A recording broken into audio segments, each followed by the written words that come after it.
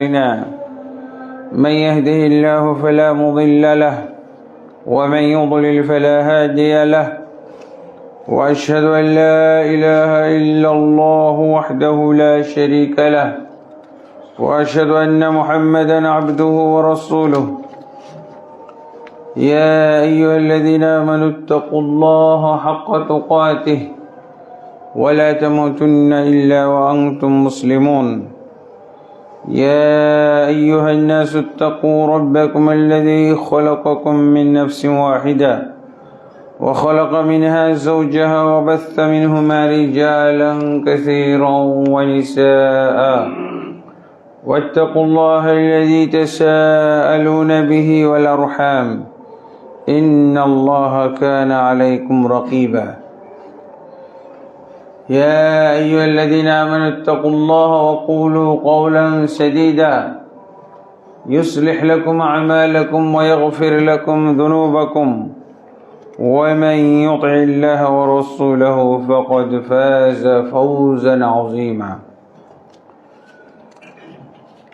أما بعد فإن خير الحديث كتاب الله وخير الهدي هدي محمد صلى الله عليه وسلم وشر الأمور محدثاتها وكل محدثة بدعة وكل بدعة ضلالة وكل ضلالة في النار أما بعد فأعوذ بالله من الشيطان الرجيم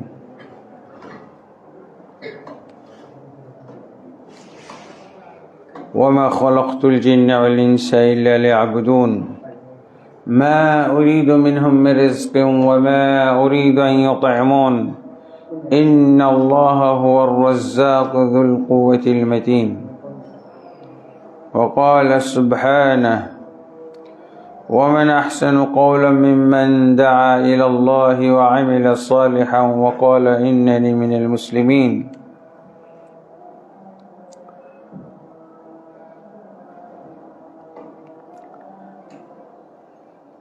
وقال سبحانه قل هذه سبيلي أدعو إلى الله على بصيرة أنا ومن اتبعني وقال النبي صلى الله عليه وسلم من دعا إلى هدى كان له من الأجر مثل أجور من تبعه من غير أن ينقص من أجورهم شيئا رواه البخاري وغيره وقال النبي صلى الله عليه وسلم لأن يهدي الله بك رجلا واحدا خير لك من حمر النعم الحمد لله আল্লাহ তাবারক ওয়া তাআলার অসংখ্য অগণিত গুণগান এবং তারিফাত যে আল্লাহ আমাদেরকে তার বিভিন্ন ধরনের নেয়ামত দ্বারা সুসজ্জিত করে রেখেছেন তার মধ্যে সবচেয়ে গুরুত্বপূর্ণ দামি নেয়ামত হচ্ছে তিনি আমাদেরকে ঈমান এবং দ্বীন ইসলাম দান করেছেন এবং সুস্থতার সাথে আমাদেরকে আজকে এই জুমার সালাত আদায় করার জন্যে দক্ষিণখানে অবস্থিত একমাত্র বা সবচেয়ে পরিচিত পুরাতন এই সহি আকীদা মানহাজের মসজিদ হাজীবাড়ি জামে মসজিদে আসার তৌফিক দান করেছেন, যেখানে মাহাদুত তারবিয়া ও সাকাফা আল ইসলামিয়া ইসলামী শিক্ষা ও সংস্কৃতি ইনস্টিটিউট দাওরা হাদিস মাদ্রাসা প্রতিষ্ঠিত। আল্লাহ তাবারক ওয়া তাআলা উভয় প্রতিষ্ঠানকে কবুল করুন, মসজিদ এবং মাদ্রাসাকে, আল্লাহুম্মা আমিন। নবী মুহাম্মদুর রাসূলুল্লাহ সাল্লাল্লাহু আলাইহি ওয়াসাল্লামের প্রতি অসংখ্য অগণিত দুরূদ ও সালাম নাজিল হোক। আল্লাহুম্মা সাল্লি আলাইহি, আল্লাহুম্মা বারিক আলাইহি, আল্লাহুম্মা সাল্লিম আলাইহি।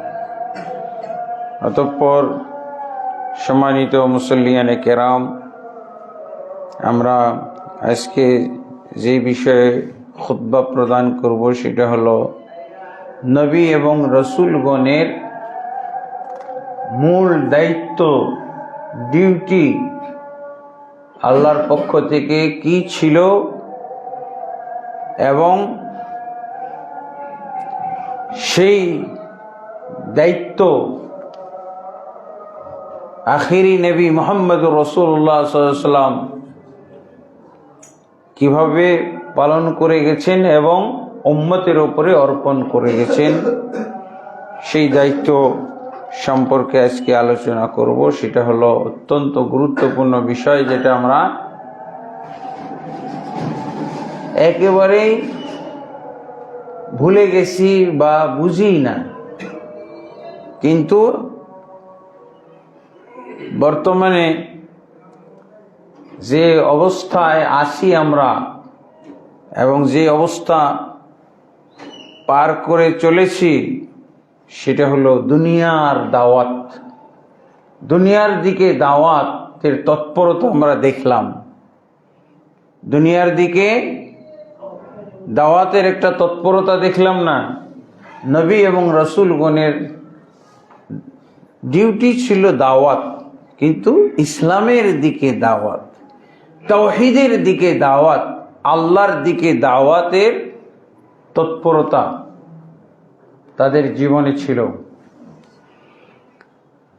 এবং এই দাওয়াতটাই হলো নবী এবং রাসূলগণের মূল কাজ। ওয়ামা আলার রাসূলি ইল্লাল বালাগুল মুবিন। আল্লাহ বলছেন, আমার রাসূলের উপরে আর কোনোই দায়িত্ব নাই, একমাত্র দায়িত্ব হলো স্পষ্টভাবে, প্রকাশ্যভাবে পৌঁছে দেওয়া। কি পৌঁছে দেওয়া? আল্লাহ যে দিন তিনি মানুষের জন্য নাজিল করেছেন, এই দিন পৌঁছে দেওয়া। এটাই হলো রাসূলের দায়িত্ব। কিন্তু এই দায়িত্ব আমরা কতটুকু পালন করছি? রাসূলুল্লাহ সাল্লাল্লাহু আলাইহি ওয়াসাল্লাম কিন্তু বিদায় হজ্জের দিন এই দায়িত্বটা উম্মতের উপরে দিয়ে গেছেন। বিদায় হজ্জে তিনি মক্কাতে 40 বছর বয়সে নবুয়ত প্রাপ্তির পর, নবুয়ত প্রাপ্ত হওয়ার পর এই দাওয়াত তিনি 23 বছর দিয়ে সাহাবীদেরকে সাথে নিয়ে এই দাওয়াত দিয়ে তিনি বিদায় হজ্জের সময় উম্মতের উপরে চাপিয়ে গেছেন, এই দায়িত্বটা চাপিয়ে গেছেন। কিভাবে দায়িত্ব দিলেন? তিনি তার যে দায়িত্ব পালন করেছেন, আলা হাল বাল্লাগতু, আমি কি আল্লাহর পক্ষ থেকে যে দায়িত্ব প্রাপ্ত হয়েছিলাম সেটা কি আমি তোমাদের কাছে যথাযথভাবে পৌঁছেছি? এটা আল্লাহ রাসূল সাহাবায়ে কেরামকে জিজ্ঞেস করলেন। 1,14,000 বা 24,000 বা 40,000 সাহাবী ছিলেন। সেখানে আল্লাহ রাসূল সাল্লাল্লাহু আলাইহি ওয়াসাল্লাম কি বললেন? আলা হাল বাল্লাগতু, আমি কি আল্লাহর দায়িত্ব তোমাদের কাছে পৌঁছে দিয়েছি? তখন সবাই সাহাবায়ে কেরাম স্বীকৃতি দিয়েছেন, হ্যাঁ অবশ্যই আপনি পৌঁছে দিয়েছেন। তারপরে আল্লাহ রাসূল সাল্লাল্লাহু আলাইহি ওয়াসাল্লাম কি বলেছিলেন? ফালইউবাল্লিগুশ শাহিদুল গায়বা, আমি যেই দায়িত্ব প্রাপ্ত হয়েছিলাম এবং তোমাদের কাছে আমি পৌঁছে দিয়েছি, হ্যাঁ, আজকে যারা উপস্থিত আছো অনুপস্থিতদের কাছে এই দায়িত্ব তোমরা পৌঁছে দাও। আমরা উপস্থিত ছিলেন কারা? সাহাবায়ে কেরাম। অনুপস্থিত ছিল কারা? আমরাও এর মধ্যে আছি। আমরা কি ছিলাম বিদায় হজ্জের দিন? আমরা এখন অনুপস্থিতদের মধ্যে কি বলেছিলেন? যারা আজকে উপস্থিত আছো তারা অনুপস্থিতদের কাছে পৌঁছে দাও। এটা কিয়ামত কাল পর্যন্ত এভাবেই আল্লাহ রাসূল সাল্লাল্লাহু আলাইহি ওয়াসাল্লাম দায়িত্ব বুঝিয়ে দিয়েছেন উম্মতের উপরে। এই জন্য এই দাওয়াতটা হলো সবচেয়ে শ্রেষ্ঠ দাওয়াত। সেটা কিসের দাওয়াত? ইসলামের দাওয়াত।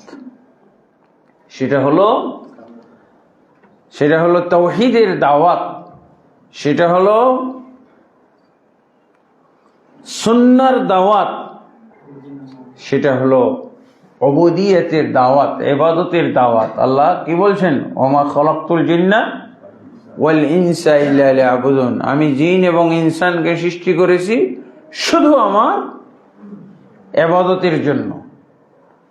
এই আল্লাহর ইবাদতটা হচ্ছে পরিপূর্ণ ইসলাম, পরিপূর্ণ ইসলামের দাওয়াত দিতে হবে। আমরা কিন্তু পরিপূর্ণ ইসলামের দাওয়াত দেই না, একটু একটু করে। ওই যে হাতির, অন্ধদের হাতি দেখার মতো পূর্ণাঙ্গ ইসলাম নিজেও দেখি না, কাউকেও আমরা দেখাইতেও পারি না।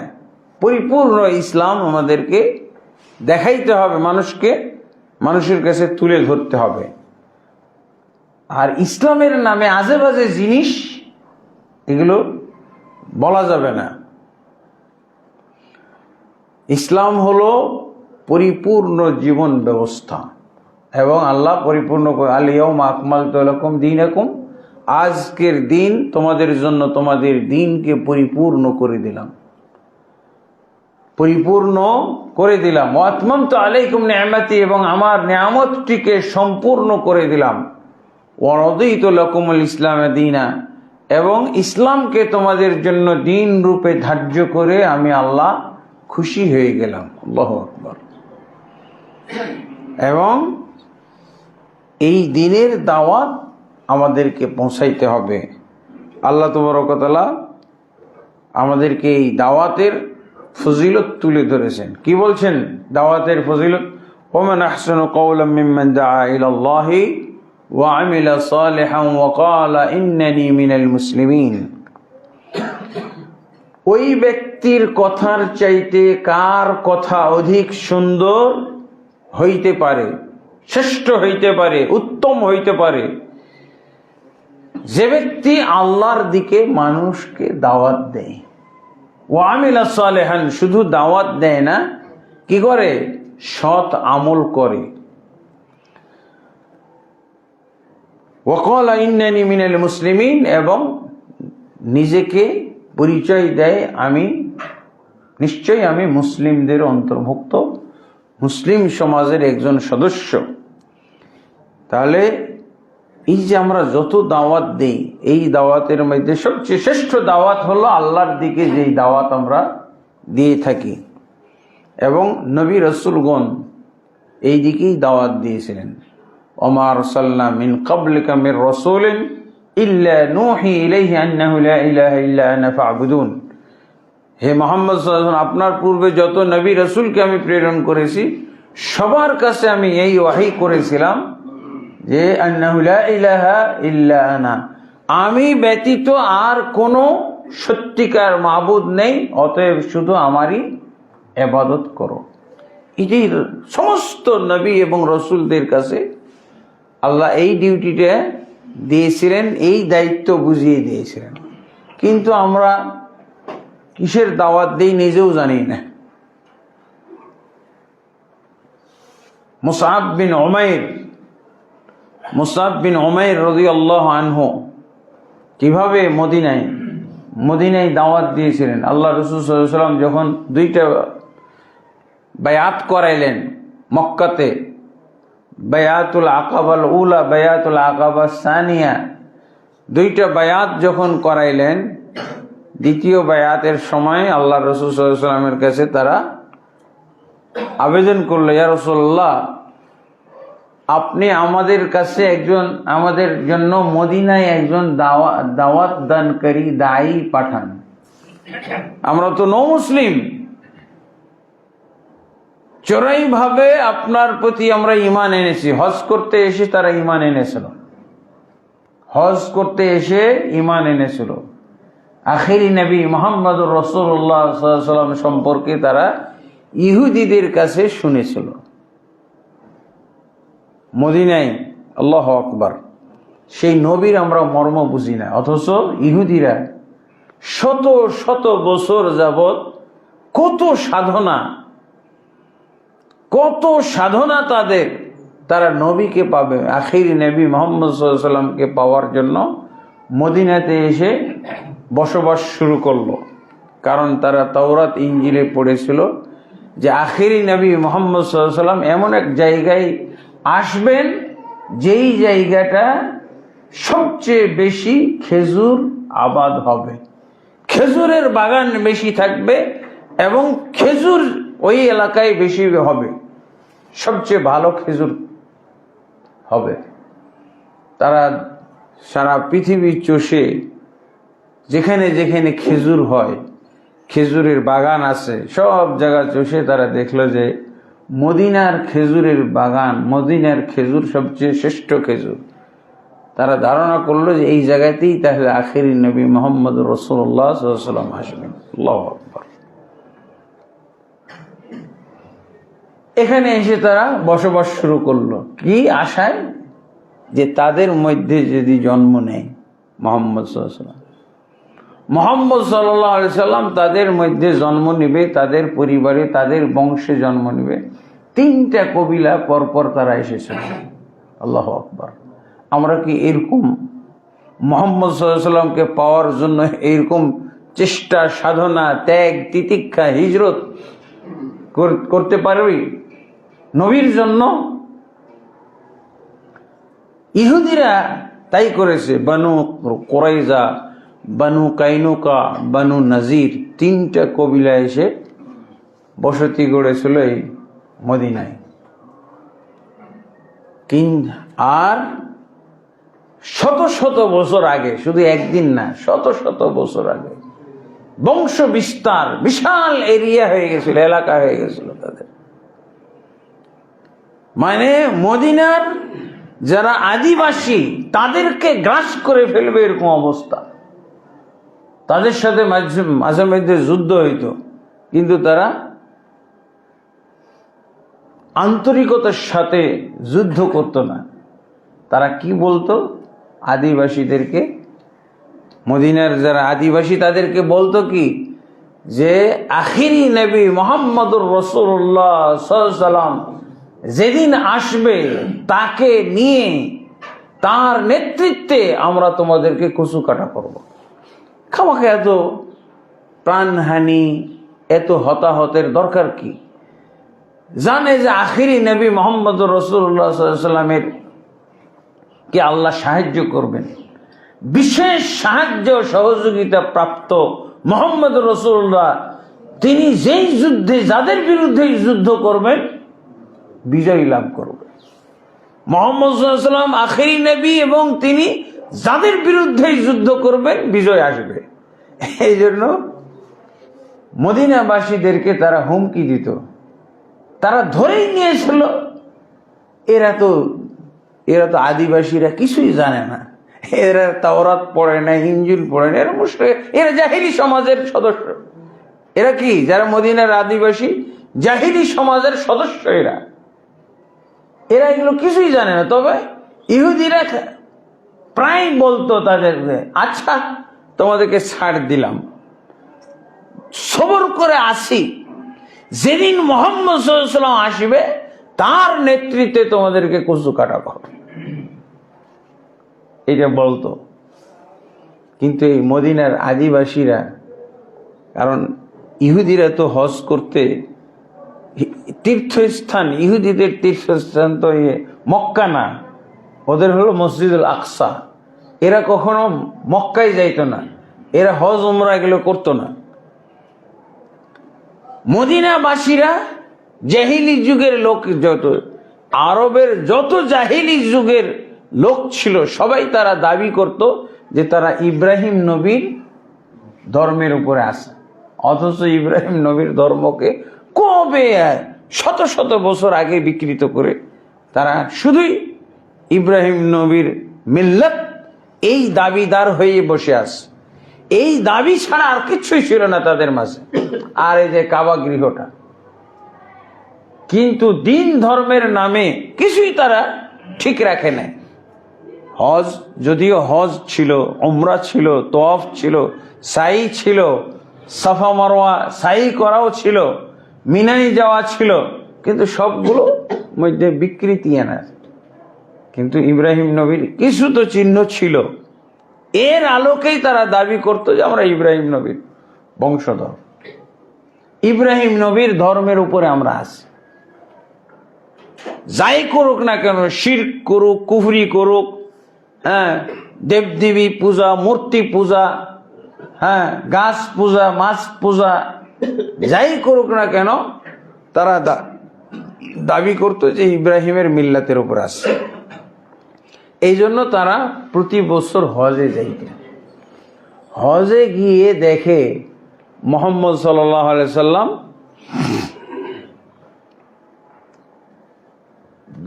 নবুয়তের 10ম বর্ষের ঘটনা, 11 বছরের ঘটনা, যে তারা গিয়ে দেখে যে মুহাম্মদ সাল্লাল্লাহু আলাইহি সাল্লাম হজ্জের মৌসুমে তাঁবুতে গিয়ে গিয়ে দাওয়াত দিচ্ছে। কিসের দাওয়াত? ইয়া আইয়ুহান নাস কুলু লা ইলাহা ইল্লাল্লাহ তুফলিহু, হে জনগণ তোমরা লা ইলাহা ইল্লাল্লাহ পড়ো, সফল কাম হয়ে যাবে।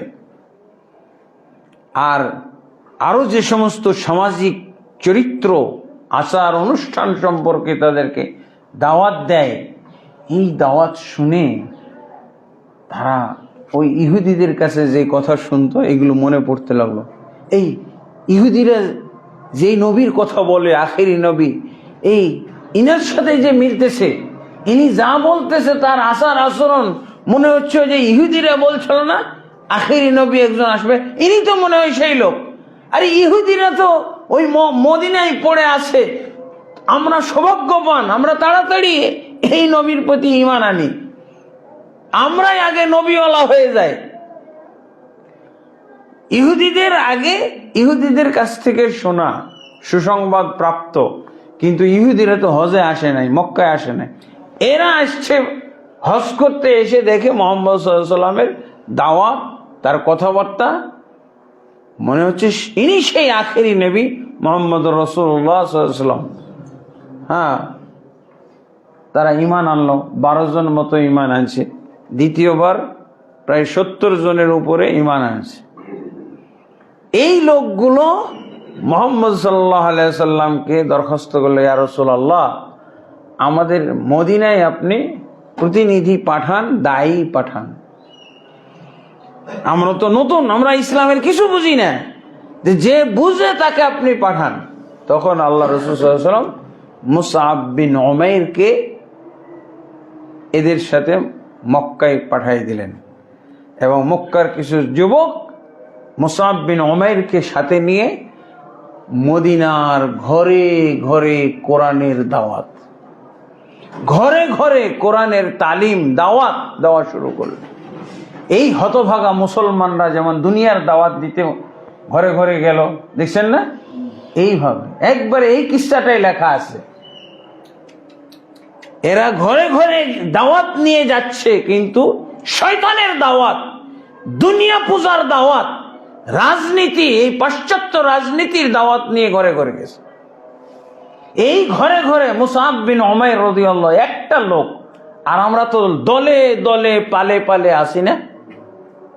আর মুসআব বিন উমাইর রাদিয়াল্লাহু কয়েকজন মাত্র যুবক সাথে পাইছেন, আসাদ বিন জুরারা তাদের মধ্যে একজন অন্যতম, মদিনার এক যুবক, তার সাথে আরো কিছু। আল্লাহু আকবার, কত জুলুম নির্যাতন তাদের প্রতি, কিন্তু তারা ক্ষান্ত হয়নি। প্রত্যেকটা বাড়িতে বাড়িতে গেছে, প্রত্যেকটা বাড়িতে বাড়িতে গিয়ে আমরাও বাড়িতে বাড়িতে যাচ্ছি, কিন্তু শয়তানের দাওয়াত নিয়ে, ইবলিসের দাওয়াত, দুনিয়া পূজার দাওয়াত, নেতৃত্ব পাওয়ার দাওয়াত নিয়ে গেছি। এই দাওয়াতটা আমাদেরকে সেই ইসলামের দাওয়াত, মদিনার সেই মদিনা কিভাবে বিজয়ী হইল, মদিনা দাওয়াতের মাধ্যমে, শুধু দাওয়াতের মাধ্যমে বিজয়ী। মক্কাতে খুন খারাপি হয়েছে, মক্কাতে শুধু মুসলমানদেরকে হত্যা করছে, নির্যাতন করছে, রক্তাক্ত করেছে, তাদেরকে জখম করেছে, অকথ্য নির্যাতন।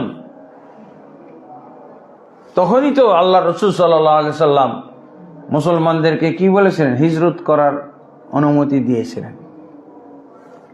হিজরত, রাসূলুল্লাহ সাল্লাল্লাহু আলাইহি সাল্লাম তাদেরকে যে দিন শিক্ষা দিয়েছিলেন, তাওহীদের শিক্ষা দিয়েছিলেন, সেই দিন শিক্ষা এবং তাওহীদের শিক্ষা থেকে তারা মোটেও তারা পিছু হটে নাই, মোটেও তারা কখনো তাওহীদের বিরোধী জিনিস শিরকের সাথে আপোষ করে নাই। সাহাবায়ে কেরাম মারা গেছে কিন্তু আপোষ করে নাই। শেষমেশ তারা কেউ সহ্য না করতে পেরে আল্লাহ রসুলের কাছে বলছে, ইয়া রাসূলুল্লাহ, কি করব?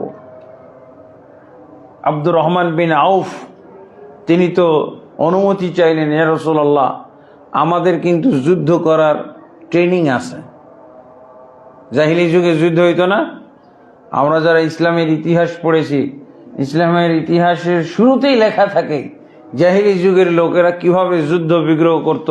কবিলায় কবিলায় যুদ্ধই চলতো, এবং এমন যুদ্ধ যে একজন আর দাদা মারা গেলে সন্তানদেরকে, বুড়া লোকটা মারা গেলে সন্তানদেরকে ওসিয়ত করে যাইতো, দেখো আমাদের বংশের অমুক বংশের লোকেরা মারছিল, অপমান করছিল, তাদের বিরুদ্ধে যুদ্ধ চালাই যাবে তোমরা। বসুস যুদ্ধ, আরো কি হারব, ফিজ্জার ইত্যাদি, এগুলো আমরা সবাই জানি।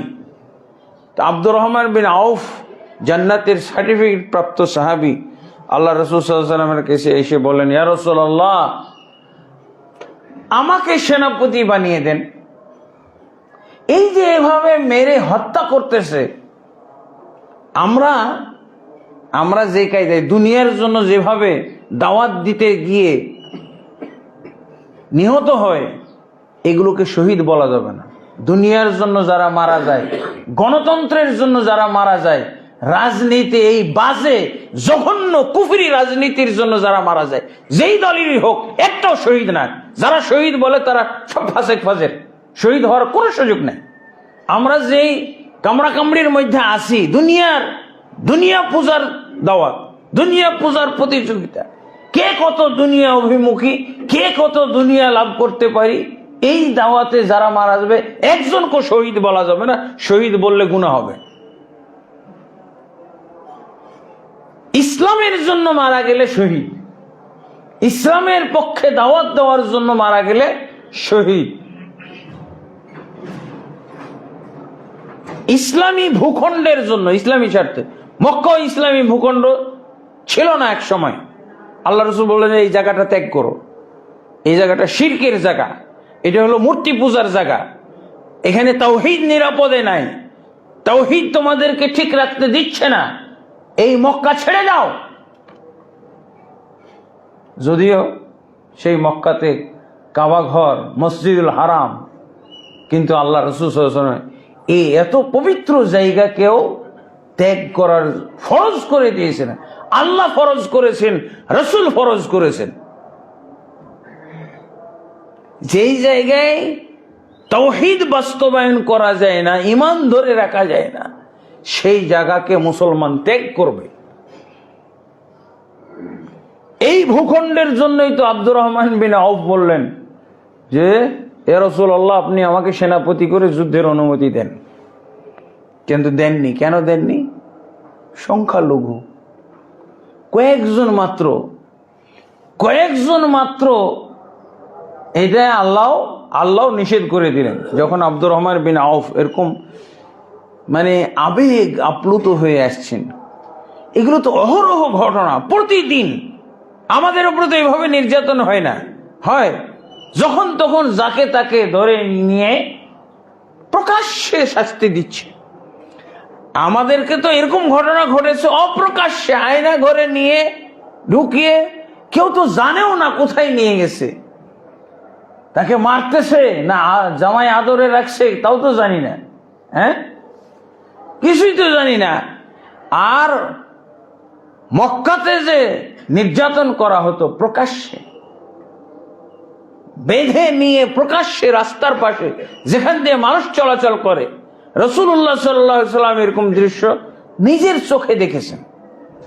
এই যে আম্মারের পিতামাতাকে যেদিন হত্যা করে আল্লাহ রাসূল সাল্লাল্লাহু আলাইহি ওয়াসাল্লাম, রাস্তার পাশে দিয়ে আবু জেহেল, আবু লাহাব, উতবা, শেবা, ওয়ালিদ বিন মুগীরা, এরা সবাই মিলে বেঁধে পিটাইতেছে, বেদম পিটুনি, নির্যাতন কঠিন নির্যাতন।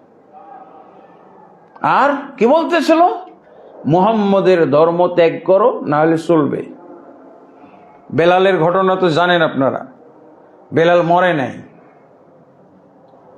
যেই নির্যাতন তার উপরে চালানো হয়েছে, আল্লাহ রক্ষা না করলে তো মারতে পারে না। দেখেন না কত অ্যাক্সিডেন্টের মধ্যে শিশু বেঁচে যায়, আঘাত পেয়ে বাপ মা মারা গেছে, পুরা গাড়ির মারা গেছে, বিল্ডিং বিধ্বস্ত হয়ে সবাই মারা গেছে, একটা শিশু বেঁচে আছে। কেন?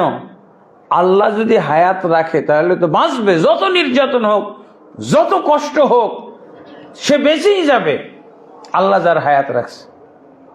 বেলাল রাদিয়াল্লাহু আনহু যে তার উপরে নির্যাতন চলেছে, কয়েকবার মরার কথা, কয়েকবার যদি সেই নির্যাতনে মরে যাওয়ার কথা মরে যাইতো, তাহলে কয়েকবার মারা যাইতো।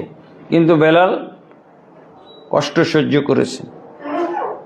যেদিন ইয়াসির আর সুমাইয়া এবং ইয়াসিরকে হত্যা করা হয়, পিটাইতেছে আর কবলাইতেছে, পিটাইতেছে আর স্বীকৃতি আদায় করতেছে, মুহাম্মদকে ত্যাগ করবা, মুহাম্মদের আল্লাহর প্রতি ঈমান প্রত্যাহার করো, লাত মানাত উজ্জা হুবালের প্রতি ঈমান আনো, যেভাবে তোমরা ছিলে। তারা প্রতিবারই কি বলেছে? প্রত্যাখ্যান করেছে। আর বেলাল তো শুধু বলতো আহাদ আহাদ, আর কিছু বলতে পারতো না। লম্বা চওড়া কথা, কুল হু আল্লাহু আহাদ, সেই আহাদ, আল্লাহ এক, আল্লাহ এক। যতই নির্যাতন হোক, আল্লাহ এক, বাস। এর জন্য তাদেরকে নির্যাতন সহ্য করতে আল্লাহ রাসূল সাল্লাল্লাহু আলাইহি ওয়াসাল্লাম নিজে দেখতেছেন। দেখার পর ইয়াসির পরিবার, আম্মার বলছেন, ইয়া রাসূলুল্লাহ মাতান নাসর, হে আল্লাহ রাসূল সাল্লাল্লাহু আলাইহি ওয়াসাল্লাম, কখন আমরা আল্লাহর সাহায্য পাবো? কারণ আল্লাহ মুমিনদের ব্যাপারে সাহায্যের ওয়াদা করেছেন। ওয়াকানা হাক্কান আলাইনা নাসরুল মুমিন, মুমিনদেরকে সাহায্য করা আল্লাহর ফরজ কাম। মুমিনদেরকে আল্লাহ কি করবেন? সাহায্য করবেন, এটা আল্লাহ ফরজ করে নিয়েছেন। তো কই আল্লাহ কখন? হ্যাঁ, মাতা নাসরুল্লাহ, আলা ইন্না নাসরাল্লাহি করিবুম মিনাল মুহসিনিন মুমিনিন ইত্যাদি আয়াত এসেছে। তো তারা জিজ্ঞেস করেছে কি, যে মাতা নাসরুল্লাহ, আল্লাহর সাহায্য কখন আসবে ইয়া রাসূলুল্লাহ, একটু বলেন। এই অকথ্য নির্যাতন আর সহ্য করা যাচ্ছে না। তারা কুফরি কথাও স্বীকার করবে না, আর জুলুম নির্যাতনও সহ্য করতে পারছে না, যাবে কোন দিকে? রাসূল সাল্লাল্লাহু আলাইহি ওয়াসাল্লামকে জিজ্ঞেস করলেন, মাতা নাসরুল্লাহ, আল্লাহর সাহায্য কখন আসবে? আল্লাহ যে সাহায্য করতে চাইছে মুমিনদেরকে, আল্লাহ তো বলে রে, আলা ইন্না নাসরাল্লাহি করিবুম মিনাল মুহসিনিন, আল্লাহর সাহায্য সন্নিকটে, অতি নিকটে। এখন অতি নিকটের ব্যাখ্যাটা আল্লাহ রাসূলও তো বলতে পারছেন না। আল্লাহ রাসূল সাল্লাল্লাহু আলাইহি ওয়াসাল্লাম কি বললেন? আর রাসূলের বিরুদ্ধে কোনো অভিযোগও নাই যে রাসূলের মুহাম্মদ তোমার প্রতি ঈমান এনে আজকে আমাদের এই অবস্থা, অথচ তুমি কিছু করো না, তুমি চুপ, তোমার কোনো প্রতিক্রিয়া নাই, তুমি একটা বাহিনী নিয়ে আমাদেরকে সাহায্য করতে আসো না, একটা মিছিল নিয়ে আসতে পারো না। এগুলো বলে নাই। কি বলেছে? মাতা নাসরুল্লাহ, আল্লাহর সাহায্য কখন আসবে? তখন আল্লাহ রাসূল কি বললেন? সবরের ওয়াজ করলেন। আমরা তো এই অবস্থায় সবরের ওয়াজ শুনলেই মিজাজ গরম হয়ে যাবে, তাই না? কি বললেন আল্লাহ রাসূল সাল্লাল্লাহু আলাইহি ওয়াসাল্লাম? ইসবিরু ইয়া আলা ইয়াসির ফাইন্না মাওঈদাকুমুল জান্নাহ। বাস, হে ইয়াসির পরিবার, তোমরা সবর করো, তোমাদের এই সবর জান্নাতে নিয়ে যাবে। আল্লাহু আকবার। জান্নাতে কি ডাইরেক্ট জিন্দা অবস্থায় যাবে? এখান থেকে ইঙ্গিত মিলতেছে যে তোমাদের হত্যা করা হবে, তোমরা জান্নাতে যাবে। জীবিত মানুষ জান্নাতে যায়? সালাতের পরে, ফরজ সালাতের পরে কেউ যদি আয়াতুল কুরসি পড়ে তাহলে তার জান্নাতে যাওয়া আর কিছুই বাধা থাকে না, একমাত্র মৃত্যু ছাড়া। মরে না তাই জান্নাতে যায় না। তা আল্লাহ রাসূল সাল্লাল্লাহু আলাইহি ওয়াসাল্লাম তাদেরকে যে বুঝাইলেন, বললেন যে তোমরা ধৈর্য ধারণ করো, সবর করো, এই সবরের মাধ্যমে তোমরা জান্নাতে চলে যাবে। তার মানে কি? নির্যাতন, অকথ্য নির্যাতন, যেই নির্যাতনে তাদের মৃত্যু ঘটবে আর মৃত্যুর পরে জান্নাতে যাবে। তারপরও তারা কুফরি কথা স্বীকার করে না। আর আমরা শুধু ভোটের জন্য বলি তুই কি শিরক করাই নিবি নে, মূর্তি পূজা, দেবদেবী পূজা, তোর মূর্তির ঘরের আমাকে খাদেম বানিয়ে নে, পাহারা দেব, প্রহরী হিসেবে থাকবো। এগুলো কি মুসলমান এরকম হইতে পারে? এরকম মুসলমান আল্লাহ চিনেন না, রাসূলও চিনেন। আল্লাহ চিনেন না, রাসূল চিনেন, এরকম মুসলমানের কথা কোরআনে কোথাও নাই। কোরআনে কোথাও নাই, হাদিসে কোথাও নাই, ইসলামে কোথাও নাই, ইসলামের ইতিহাসেও নাই। কি বললেন? হিজরত করে এরপরে সবাই যখন ব্যাপকভাবে রসুলের কাছে এরকম কথা বলতেছে, রাসূলুল্লাহ আমরা আর সহ্য করতে পারতেছি না, তখন আল্লাহ রাসূল সাল্লাল্লাহু আলাইহি ওয়াসাল্লাম বললেন যে আবিসিনিয়া চলে যাও।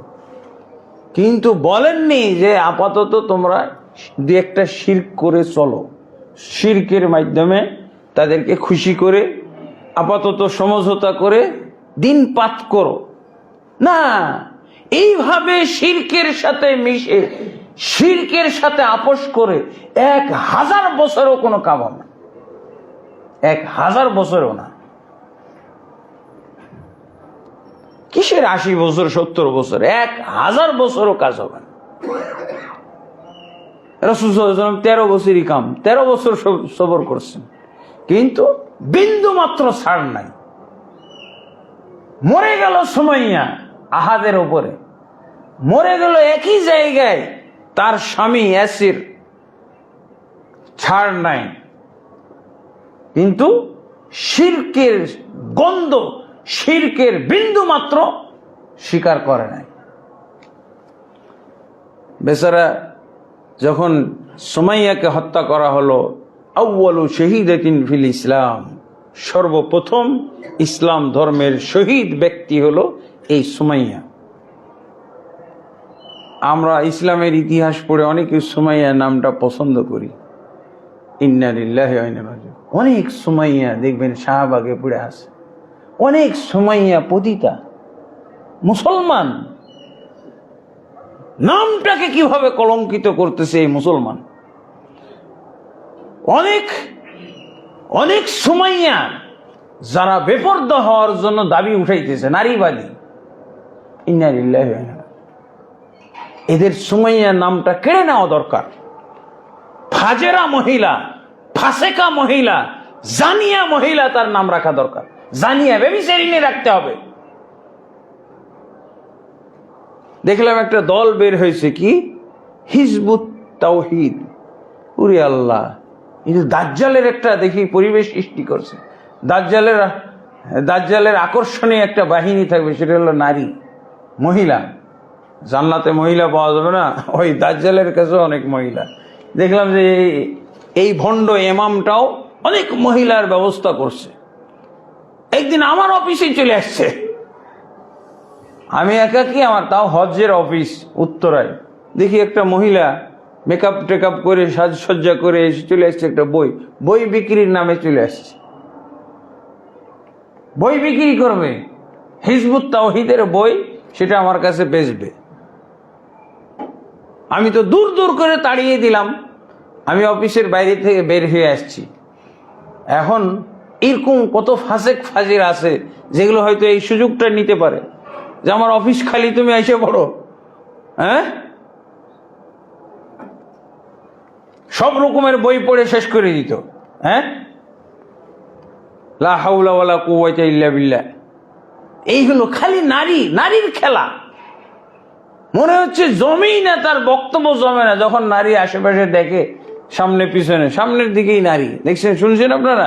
হিজবুত তাওহীদ হ্যাঁ, খুব মানে গরম গরম বক্তব্য রাখে। তাওহীদ, তাওহীদ মানে তাওহীদ দিয়ে তারা দিন কায়েম করে ফেলবে। হ্যাঁ, তাওহীদ দিয়ে তারা দিন কায়েম করবে। আর সব মহিলা, বেপর্দা মহিলা আর নারীদের নারী অধিকার, মানে এটা একটা ইসলামের নামে, তাওহীদের নামে নারীবাদী একটা সংগঠন বলা যায়, নারীবাদী সংগঠন। এমনি আমরা নারীবাদী টাসলিমা নিয়ে তাদেরকে নিয়ে বিপদে আছি, ওর একটা সংগঠনই খুলে নিয়েছে হিজবুত তাওহীদ নামে নারীবাদী সংগঠন। নারীবাদী সংগঠন এটা আর কিচ্ছু না, জঘন্যতম একটা দল। কত দল, হিজবুত তাহরীর বন্ধ হয়ে গেছে, ব্যান্ড করা হয়েছে, হিজবুত তাওহীদকে ব্যান্ড করা দরকার। এমনি হুসুকে বাঙালির মতো কিছু ব্যান্ড হয়ে যাচ্ছে না, হুসুকে বাঙালির মতো ব্যান্ড হয়ে যাচ্ছে না, কত দলকেই তো ব্যান্ড করে দেওয়া হলো। হ্যাঁ, সবচেয়ে বড় দল, প্রতাপশালী দল, তাকেই তো ব্যান্ড করে দিছে। হিজবুত তাহরীরকে ব্যান্ড করে দেওয়া হয়েছে। এই দলটা ব্যান্ড হওয়া উচিত। এই নারীবাদী, এই দাজ্জালের কৌশল, দাজ্জালের কাছে যেমন নারীরা তাদের, দাজ্জালের সৈনিকদের মধ্যে গুরুত্বপূর্ণ অংশ হলো, সৈনিকের অংশ হলো নারী। সোনা দানা দিবে আর এই নারীরা তার কাছে ভিড় জমাবে দাজ্জালের কাছে। তো আমরা যেটা বলছিলাম যে আমাদেরকে যে এখন আমরা যেই দাওয়াত দিয়ে অভ্যাস করে ফেললাম, যে অভ্যাস, যেই দুনিয়ার দাওয়াত, দুনিয়ার পক্ষে দাওয়াত, নেতৃত্ব গ্রহণ, নেতৃত্ব পাওয়ার দাওয়াত, হ্যাঁ, তারপরে এই কুফরি গণতন্ত্রের যে দাওয়াত আমরা দিলাম, এই দাওয়াতের মতো করে ইসলামের দাওয়াত দিতে হবে। আজকে দাওয়াতের পয়েন্টটা নিয়ে এসেছি এই জন্য, কিন্তু ইসলামের পরিপূর্ণ দাওয়াত দিতে হবে, দিনের পরিপূর্ণ দাওয়াতটা আমাদেরকে দিতে হবে। পরিপূর্ণ দিন সম্পর্কে আমাদের জানতে হবে। পরিপূর্ণ দিনের দাওয়াত দিলে পরিপূর্ণ দিন সম্পর্কে জানতে হবে। কি আমাদের আমার ছেলে মেয়েরা একজনকে দেখা গেল যে খুব মিছিল চালাইতেছে, দিন কায়েমের পক্ষে মিছিল। আমার এক আত্মীয়, তোরা বলতেছে ও তো জীবনে নামাজও পড়ে নাই, কিসের তাহলে উনি, কেন তারা তাহলে এই মিছিল করতেছে, কেন মিছিল করতেছে? হুজুকে বাঙালি। দিনের দাওয়াত দিতে হলে আগে নাকি দিন কায়েম করতে হলে দিনকে আগে বুঝতে হবে। দিন বুঝা শুধু না, পরিপূর্ণ বুঝতে হবে। কোরআন এবং হাদিস থেকে দিনটা গ্রহণ করতে হবে।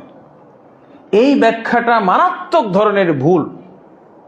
দিন কায়েম বলতে হলো ক্ষমতা অর্জন করা, এটা অবশ্যই জাহিলি একটা বুঝ।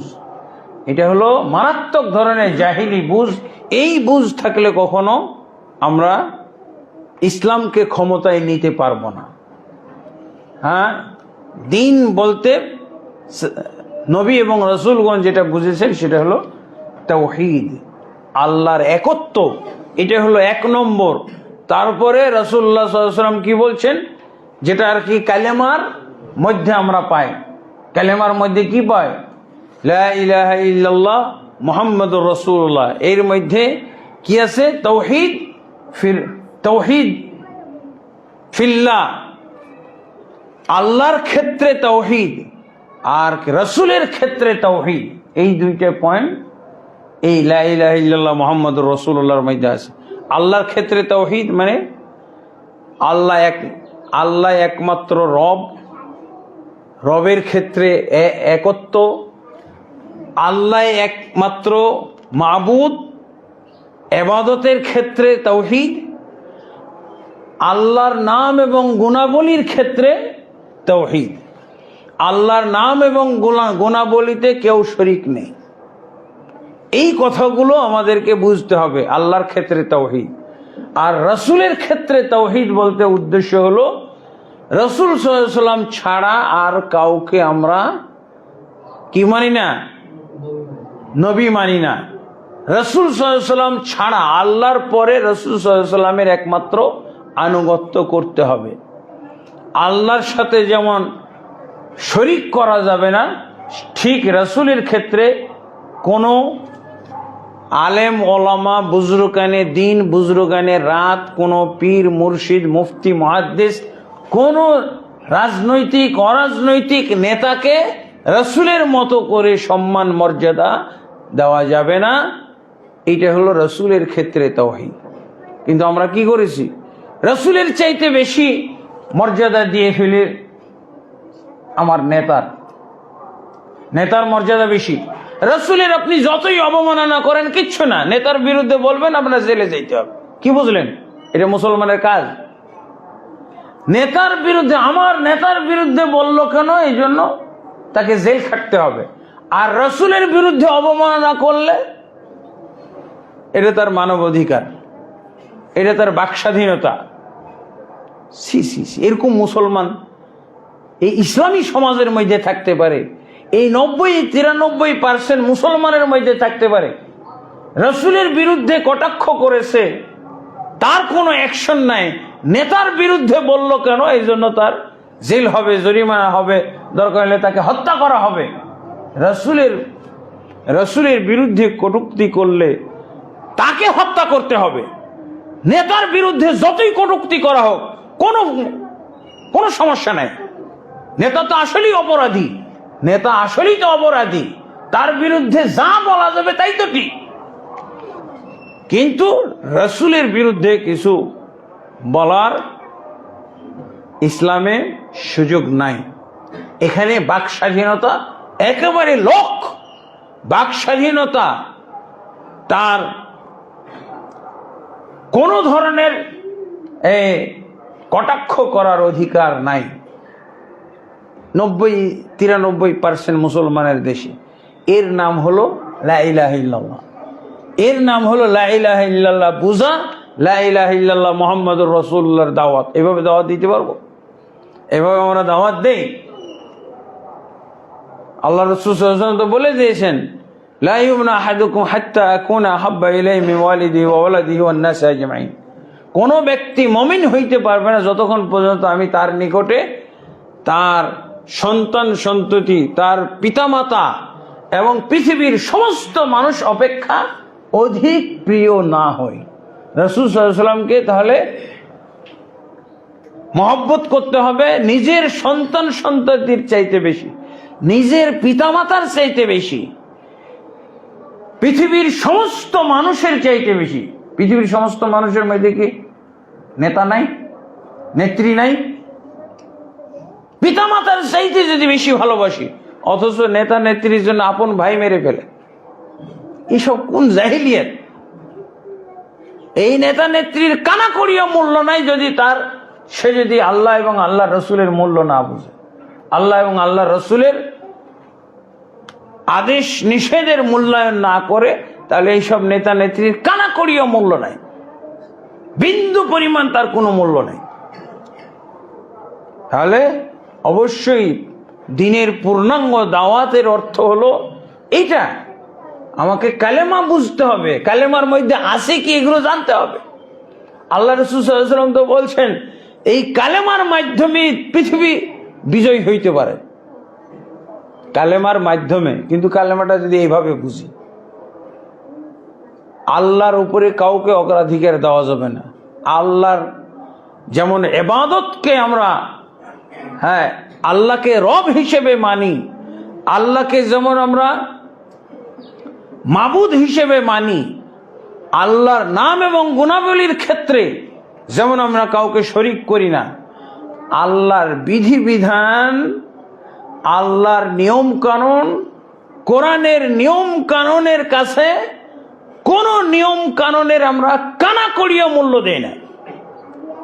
তাহলে যেই সংবিধানটা আমাদের দেশে হলো, যেই সংবিধানটা আমাদের দেশে আছে, জুলাই সনদের মাধ্যমে যেই সংবিধান সংস্কার হবে, ৭২-এর সংবিধান, বর্তমান সংবিধান, জুলাই সনদের আলোকে যেই সংবিধান তৈরি হবে, সবই কুফরি সংবিধান, সবই হলো ইসলামদ্রোহী সংবিধান, কোরআন বিরোধী সংবিধান।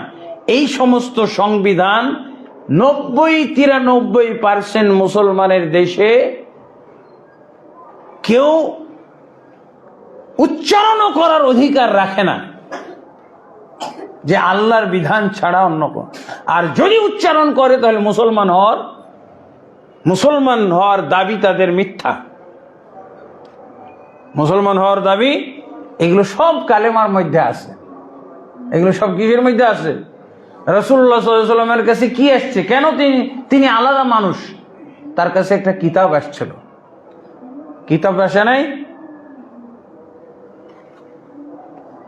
সেই কিতাব তাওরাতের বিপরীতেও, সেই কিতাবের বিপরীতে তাওরাতও মানা যাবে না, সেই কিতাবের বিপরীতে ইনজিলও মানা যাবে না। অথচ তাওরাত ইনজিলও একসময় আল্লাহর কাছ থেকে এসেছে, মুসা আলাইহিস সালাতু ওয়াস সালামের উপরে নাজিল হওয়া কিতাব। মুসলমানদেরকে এই দাওয়াতটা আপনার দিতে হবে। যেভাবে আপনি ভোটের দাওয়াত দিয়েছেন, যেভাবে ভিখারি সেজে দাঁড়ে দাঁড়ে ফকিরের মতো গেছেন আপনি একটা ভোট চাওয়ার জন্য, এই মুসলমানদেরকে এই দাওয়াত নিয়ে ঘরে ঘরে যেতে হবে।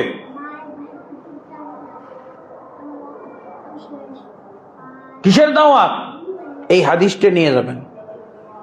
রাসূলুল্লাহ সাল্লাল্লাহু আলাইহি ওয়াসাল্লামের কাছে একদিন ওমর ইবনে খাত্তাব রাদিয়াল্লাহু আনহু তাওরাতের কিছু পাতা নিয়ে আসছিলেন। তাওরাতের পাতা দিয়ে পড়া শুরু করলেন।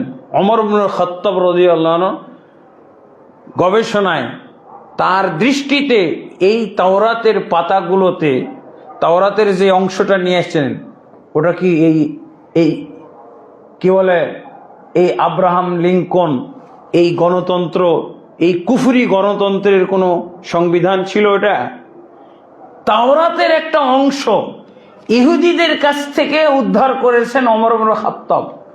তারপরে কি বলছেন? উনি বলছেন যে তাওরাতের এই পাতাগুলোর মধ্যে ইসলাম বিরোধী কিছু পাওয়া যায় না, ওমরের দৃষ্টিতে পাওয়া যাচ্ছে না। এই কথা বলে ওমর ইবনে খাত্তাব রাদিয়াল্লাহু আনহু তাওরাতের পাতাগুলো পড়া শুরু করছেন। আর আল্লাহ রাসূল সাল্লাল্লাহু আলাইহি ওয়াসাল্লামের ফাজাআলা ওমর ইয়াকরাউ ওয়া ওয়াজহু রাসূলিল্লাহ সাল্লাল্লাহু আলাইহি ওয়াসাল্লাম ইয়াতাগায়্যারু। এই হাদিসগুলো আমাদের মুখস্থ রাখতে হবে। তাওরাতের পাতা পড়া শুরু করলেন ওমর ইবনে খাত্তাব রাদিয়াল্লাহু আনহু। আর রাসূলুল্লাহ সাল্লাল্লাহু আলাইহি ওয়াসাল্লাম আমাদের এই বাংলাদেশের এই মানব রচিত সংবিধান পড়তেছিল। মানব রচিত সংবিধান যেটা 90-93% মুসলমানদের জন্য যেই সংবিধান লেখা হয়েছে, কি 72-এর সংবিধান। আবার আরেকটা সংবিধান কি করা হবে? এটা কি বলা হয়েছে? জুলাই সনদের ভিত্তিতে যে সংবিধান তৈরি হবে, এটা কি কোরআনের আলোকে লেখা হবে বলা হয়েছে? কেউ বলছে? কিসের নাচানাচি তাহলে? কিসের এত নাচানাচি? মুসলমানকে নাচতে পারে নাকি? যদি বলা হইতো যে কোরআনের আলোকে সংস্কার করা হবে, তাহলে এটা ছিল মুসলমানের কথা। আল্লাহ রাসূল সাল্লাল্লাহু আলাইহি ওয়াসাল্লাম ওমর ইবনে খাত্তাব রাদিয়াল্লাহু আনহু তাওরাতের পাতাগুলো পড়তেছেন। আর কি হচ্ছে হাদিসে? রাসূলুল্লাহ সাল্লাল্লাহু আলাইহি ওয়াসাল্লামের চেহারা রাগে, গোসায়, ক্রোধে আগুনের মতো হয়ে গেছে, চেহারা লাল বর্ণ হয়ে গেছে। আবু বকর রাদিয়াল্লাহু আনহু লক্ষ্য করছেন এটা। আবু বকর রাদিয়াল্লাহু আনহু, ওমর তো পড়তেছে আর আবু বকর রাদিয়াল্লাহু আনহু রাসূলের চেহারার দিকে তাকাইতেছেন। তাহলে কি আবু বকর রাদিয়াল্লাহু আনহু তিনিও গোসা হয়ে গেছেন। কার উপরে? ওমরের উপরে। ওমরের উপরে গোসা হয়ে, রাগ হয়ে, ক্রুদ্ধ হয়ে, যেই ওমর আর আবু বকরের গলায় গলায় মিল, দুইজনই জান্নাতের সার্টিফিকেট প্রাপ্ত সাহাবী। অথচ রাসূলকে ক্ষিপ্ত করার জন্য, রাসূলের ভিতরে রাগ সঞ্চারিত হওয়ার কারণে আবু বকর রাদিয়াল্লাহু আনহু সাথে সাথে ওমরের প্রতি মায়া মহব্বত সব উঠিয়ে ফেললেন। কি বললেন? একটা বদদুয়া করলেন। সাথে সাথে ওমরকে সাবধান করতেছেন, কিন্তু কি বলছেন? সাকালাত কাউসাওয়াকিল ইয়া ওমর, ওমর তুমি যে কাম ঘটাইছো, তোমার মা, তুমি মৃত্যুবরণ করো, তুমি এই মুহূর্তে ধ্বংস হয়ে যাও ওমর, তোমার জন্য তোমার মা খালারা ক্রন্দন করুক। বেশি কাঁদে কারা মারা গেলে? মহিলারা বেশি কাঁদে না, পুরুষরা কাঁদে? জাহিলি যুগে তো মহিলা ভাড়া করে আনা হইতো, কাঁদার জন্য মহিলা ভাড়া করা হইতো। আর এমনি তো বর্তমান যুগে তো মহিলাদেরকে কবর জিয়ারত করা, কবরস্থানে যাওয়া নিষেধ কেন? এটা একটা কারণ যে মহিলারা কাঁদবে, কাঁদা বিশেষজ্ঞ।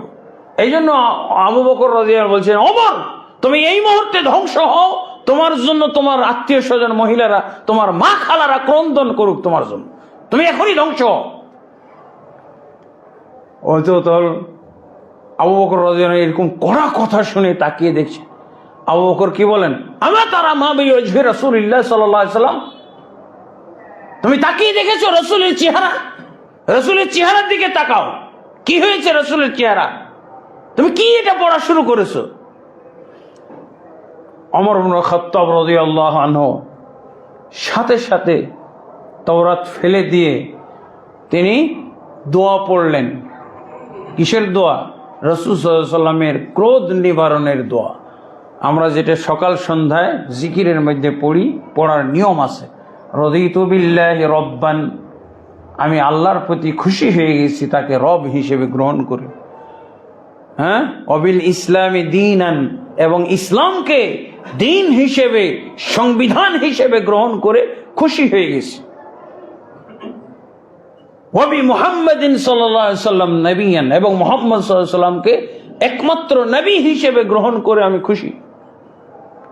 ইয়া রাসূলুল্লাহ, এর অর্থ হলো আমি তাওরাত পড়ছি, তাওরাত তো আমি না বুঝে পড়তে শুরু করেছি আপনার সামনে, কিন্তু এই তাওরাত পড়লে আপনি এত গোসা হবেন, এত ক্রুদ্ধ হবেন, এত রাগান্বিত হবেন, এটা আমি বুঝি নাই। তারপরে তো রাসূলুল্লাহ সাল্লাল্লাহু আলাইহি সাল্লাম একটা ভাষণ দিলেন, মুতাহাউবিকুনা কামা তাহাওয়াকাতিল ইয়াহুদ ওয়ান নাসারা। বিভিন্ন রওয়ায়াতে বিভিন্ন শব্দ আছে। তোমরা কি এরকম বিভ্রান্ত হইতে চাও, গোমরা হয়ে যেতে চাও যেভাবে ইহুদি নাসারারা গোমরা হয়ে গেছে? এই কিতাব তাওরাত ইনজিল, এখন যদি কেউ এই তাওরাত ইনজিল পড়ে নিজের জীবন পরিচালনা করে তাহলে অবশ্যই সে গোমরা হবে। কারণ এই তাওরাত ইনজিল বিকৃত হয়ে গেছে।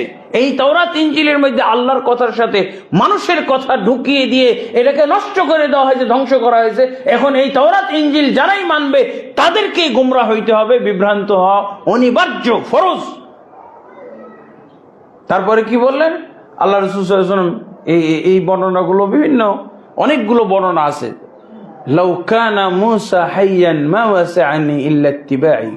শুনে রেখো, তুমি মূসার উপরে নাজিল হওয়া তাওরাত নিয়ে এসেছো পড়তে, যদি আজকে স্বয়ং মূসা উপস্থিত হয়ে যান, তাও সেই মূসাকে আমার শরীয়তের অনুসরণ করতে হবে, কোরআন সুন্নাহর অনুসরণ করতে হবে। মূসা নবী হয়েও তার উপরে যে তাওরাত নাজিল হয়েছে, এই তাওরাতও সে অনুসরণ করতে পারবে না। তাহলে এই 90-99%, 95% মুসলমান এটা কি অনুসরণ? শয়তানের কিতাব। কিসের এটা সংবিধান? শয়তানের কিতাব এটা। এটা কখনোই মুসলমান 90-93% মুসলমানের কিতাব হইতেই পারে না। যদি এই কিতাব আমরা পড়ি তা আল্লাহর রাসূল আমাদের উপরে এরকম গোসা, ক্রুদ্ধ, তাহলে এই রাসূলের মাধ্যমে আমরা জান্নাতে যাওয়ার আশা করতে পারি না, জাহান্নামের আশা করতে পারি। শয়তান খুশি হবে, রাসূল কখনো খুশি হবে না, আল্লাহ খুশি হবে না। বোঝা গেছে? এই হলো কালেমার প্রতি ঈমান আনার এগুলো সব অংশ। তারপরে তো 5 ওয়াক্ত সালাত পড়তে হবে, যাকাত আদায় করতে হবে, রমজানের সিয়াম, রমজান চলে আসতেছে, রমজানের সিয়াম পালন করতে হবে, এবং হজ উমরা পালন করতে হবে। 5টা রোকন পরিপূর্ণভাবে পালন করতে হবে। ধনীদের জন্য হলো যাকাত আর কি হজ উমরা, আর ধনীদের ক্ষেত্রে 5টাই পূর্ণ করতে হবে। যদি কেউ এক ওয়াক্ত সালাত ত্যাগ করে সে মুরতাদ কাফের। কিসের 99% মুসলমান? কালেমার মানদণ্ডে লাখেও একজন মুসলমান আছে কিনা এই বাংলাদেশের সন্দেহ। কালেমার মানদণ্ডে, হ্যাঁ, কালেমার মানদণ্ডে, কালেমার যে সামান্য ব্যাখ্যা দিলাম, তাওরাতের যে তাওরাত পড়ার যে হাদিস আপনাদেরকে শুনাইলাম, এর মানদণ্ডে দেখেন মুসলমান আছে? কিসের মুসলমান আছে? সংবিধান হিসেবে কোরআন সুন্নাহকেই কেবল গ্রহণ করতে হবে। মানব রচিত কোন কিতাব যেটা আল্লাহর কিতাব, রাসূলের কিতাবের বিরুদ্ধে যাবে, এই সমস্ত কিতাব পুড়িয়ে ফেলতে হবে। এই হলো তাহলে মুসলমান হওয়ার উপায় আছে।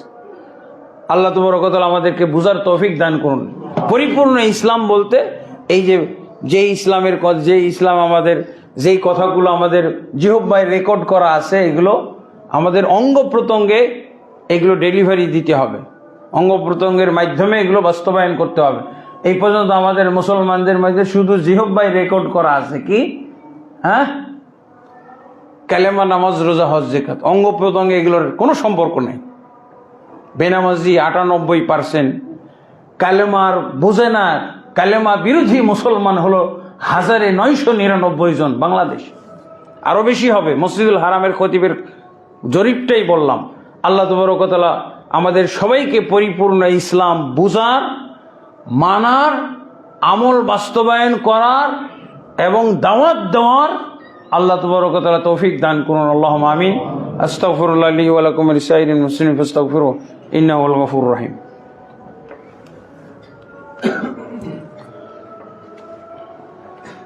আলহামদুলিল্লাহ।